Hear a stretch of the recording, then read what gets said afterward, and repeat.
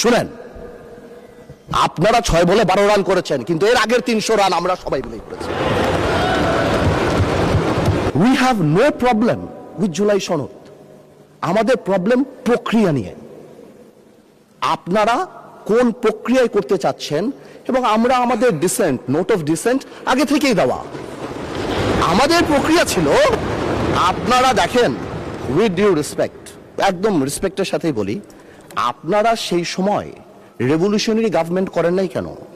আমি আমার সম্মানিত বিরোধী দলের নেতাদের চোখে আবেগ দেখি, কথায় দেখি, তবে একটা জিনিস এটাও দেখি যে কেন জানি প্রথম থেকে আমাদেরকে জুলাইয়ের বিরুদ্ধে নিয়ে যাওয়ার একটা পায়তারা দেখতে পাচ্ছি। ঠিক যেমন, ঠিক আমাকে কথা বলতে দেন। If you understand the decorum, please. আমি কেন was quiet when এটা হবে না কিন্তু। তো আমাকে আওয়ামী লীগ সরকার মনে পড়ে যায় যে আমরা যদি কোনো কথা বলতাম, যুদ্ধাপরাধের বিচার চায় না। আমরা বলতাম তেলের দাম কত, যুদ্ধাপরাধের বিচার চায় না। আমি অনেকখানি ওই অ্যাটিটিউডটা দেখতে পাচ্ছি। সবচেয়ে বড় কথা, we have no problem with July সনদ। আমাদের প্রবলেম প্রক্রিয়া নিয়ে। আপনারা কোন প্রক্রিয়ায় করতে চাচ্ছেন এবং আমরা আমাদের ডিসেন্ট, নোট অফ ডিসেন্ট আগে থেকেই দেওয়া। আমাদের প্রক্রিয়া ছিল, আপনারা দেখেন, উইথ ডিউ রেসপেক্ট, একদম রেসপেক্টের সাথেই বলি, আপনারা সেই সময় রেভলিউশনারি গভর্নমেন্ট করেন নাই কেন? নর্মাল গভর্নমেন্টে গেলেন কেন? ট্রানজিশনাল রেভলিউশনারি গভর্নমেন্ট করতেন। Let's rewrite the constitution. ছিঁড়ে ফেলে দিতেন কনস্টিটিউশনকে, নতুন করে সংবিধান বানাতেন। পুরনো কনস্টিটিউশনে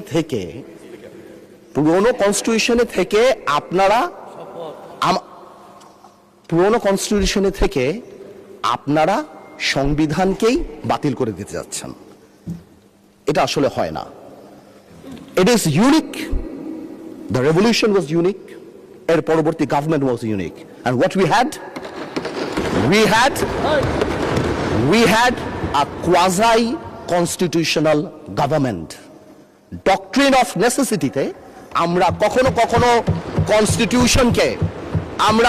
কখনো কনস্টিটিউশনকে সম্মান দিয়েছি।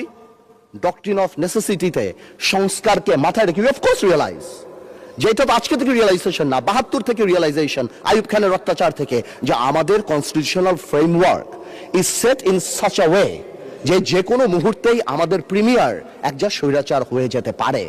সে কারণে তো কোনো পরিশোধ করা হয়েছিল।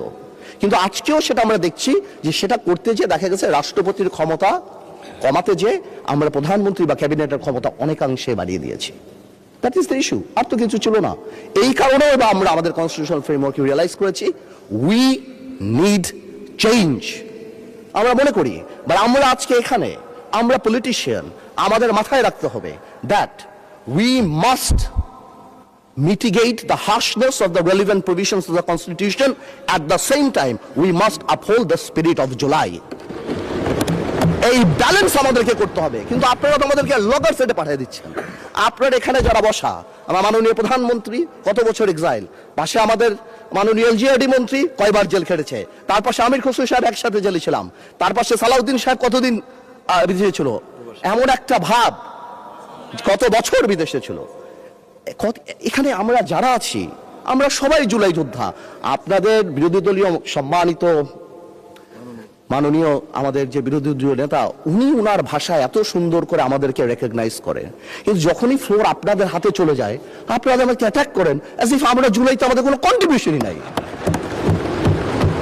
একদিন এক ভাই দাঁড়িয়ে বলল, গতকালকে সম্মানিত সংসদ সদস্য দাঁড়িয়ে বলল যে আমাদের এখান থেকে বলা হয়েছে এই আন্দোলনের সাথে আমাদের সম্পৃক্ততা নাই। অফকোর্স আমরা এই কথা বলেছি, because it was politically correct. We never wanted to give it a political face. আমরা চাচ্ছিলাম ছাত্র আন্দোলন বা যেই কোটা আন্দোলন হচ্ছিল এভাবে যাক। আপনাদেরও আমরা যখন জেলখানায় ছিলাম, আমাদের সাথে আপনাদের মহাসচিব ছিল পরোয়ার সাহেব, আপনাদেরকে যখন ব্যান্ড করা হয়েছিল, আপনারা তো কোনো কথা বলেন নাই। কেন বলেন নাই? বিকজ আপনারা ওই ইস্যু ডাইভার্ট করতে চান নাই।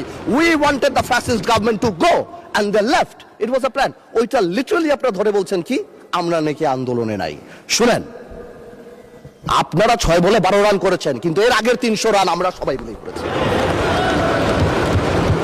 সুতরাং আপনাদের একজন একটা কথা বলবেন, আরেকজন আপনারা আমাদেরকে লগর সেটে নিয়ে যাবেন, আমাদেরকে অ্যাটাক করবেন। আপনাদের কথা আজকে দেশবাসী বিভ্রান্ত।